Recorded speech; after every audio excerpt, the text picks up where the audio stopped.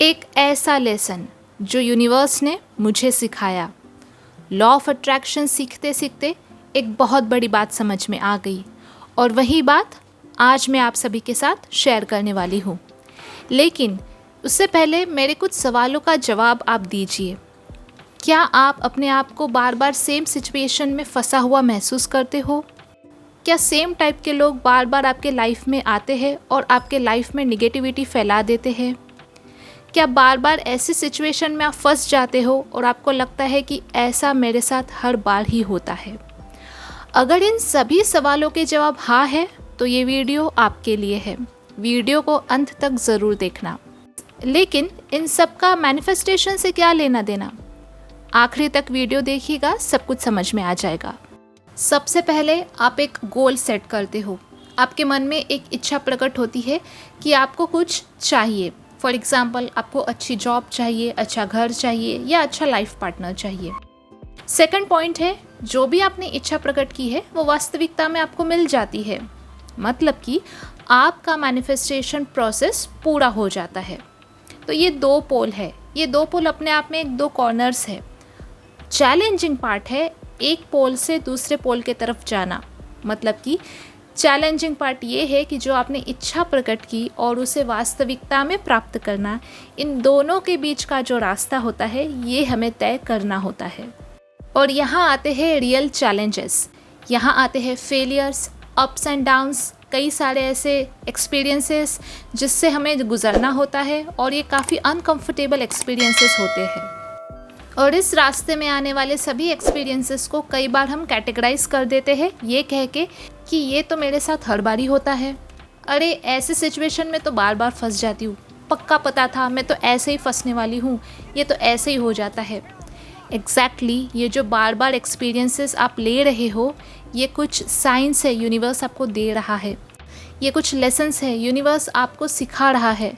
लेकिन हम इन सारे एक्सपीरियंसेस को कई बार ब्लेम कर देते हैं under the category of criticisation, criticising your own destiny, criticising your own luck.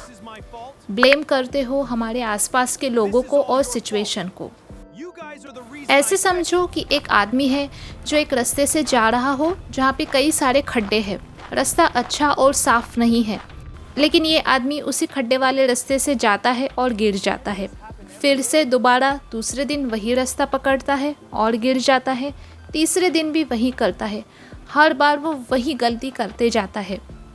अब एंड में उस रास्ते को कोसता है, उस गड्ढे को कोसता है और सिस्टम को कोसता है कि हमारे इधर के रास्ते अच्छे नहीं हैं। ना कि अपने आप को कि वो एक बेटर ऑप्शन भी चूज़ कर सकता था। वो अपने आप को ये कह दे कि वो एक अच्छा और साफ रास्ता भी अपने डेस्टिनेशन के लिए चूज़ कर सकता था। तो एग्जैक्टली हमारे लाइफ में और हमारे मैनिफेस्टेशन प्रोसेस में भी यही होता है। हम लोग बार बार उसी टॉक्सिक फ्रेंड्स को अट्रैक्ट करते हैं, बार बार उसी सिचुएशन में फंस जाते हैं और हर बार ब्लेम करते हैं आसपास के लोगों को और दूसरों को। लेकिन कभी ये नहीं सोचते कि इस एक्सपीरियंस को डिकोड कर ले। इस एक्सपीरियंस से शायद यूनिवर्स हमें कुछ सिखाना चाहता हो जो अभी तो काम आएगा, लेकिन आगे भी एक बहुत बड़ा लेसन, एक सपोर्ट की तरह हमें हमारे मैनिफेस्टेशन में हेल्प करेगा। सबसे पहला प्रॉब्लम हमें यहाँ डिकोड करना है और वो ये है कि we are not open to learn from this situation. ये है सबसे बड़ा ब्लॉकेज आपके मैनिफेस्टेशन प्रोसेस का। यूनिवर्स हर समय हमें कुछ ना कुछ सिखा रहा है, but we are not open to learn them because we consider that universe is not working in our favour, instead it is working against our favour. Universe never works in that way.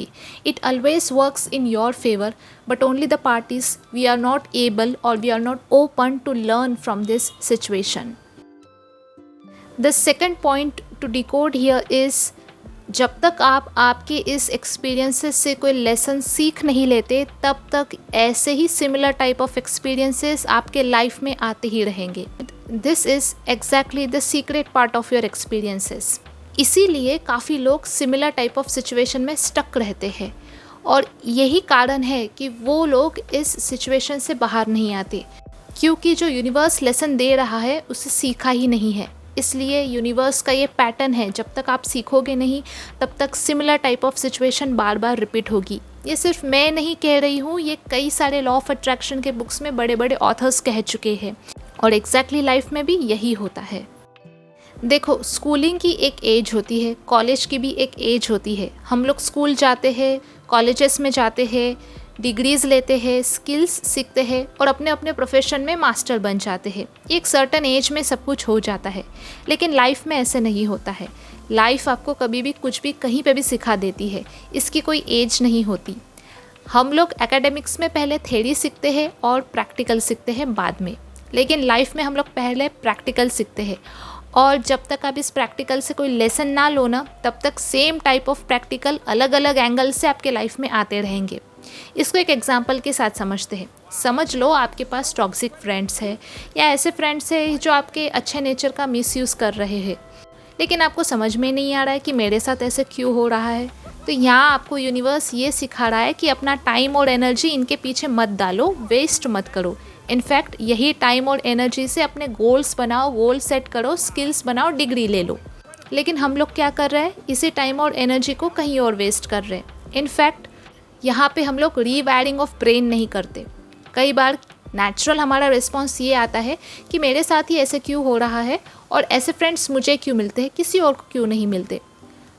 यहाँ पे आपको rewiring of the brain करना ही होगा, अपने thinking pattern को change करना होगा और अपने पर्सपेक्टिव को भी चेंज करना होगा।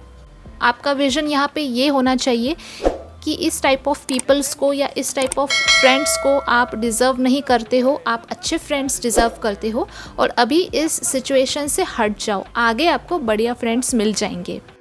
अब बड़ा क्वेश्चन आता है कि इसका आपके मैनिफेस्टेशन से क्या लेना देना है।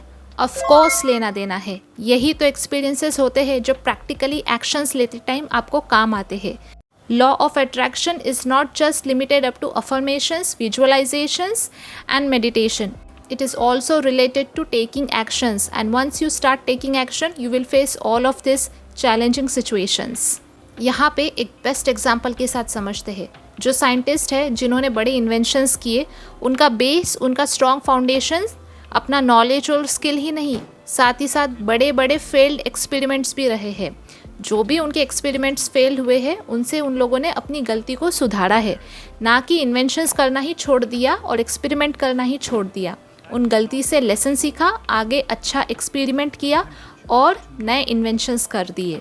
और इन्हीं लेसन्स को सीखने के बाद आपकी मैनिफेस्टेशन प्रोसेस इजी हो जाती है। इनफैक्ट आपके मैनिफेस्टेशन प्रोसेस में स्पीड आता है, क्योंकि सबसे पहले तो आप आपका लेसन सीखते हो और वो चेंजेस आप अपने आप में लाते हो। चेंजेस मतलब आप आपके थिंकिंग पैटर्न, आपके बिहेवियर में, आपके एटीट्यूड में, आपके एक्शंस में, हर किसी में वो चेंजेस लाते हो। जो सीखा है वो अप्लाई करते हो और यहाँ पे शिफ्ट होती है आपकी vibrational frequency, and vibrational frequency ही तो बेस है किसी भी मैनिफेस्टेशन प्रोसेस को कंप्लीट करने में। And once the vibration goes higher, once the feelings changes, you start attracting the like-minded people in your life. You start attracting the good opportunities in your job, in your personal life, in your spiritual life, and you go beyond what you were few months back. And this is how the manifestation process works. और इस तरह ये experiences आपके manifestation process में speed लाते हैं।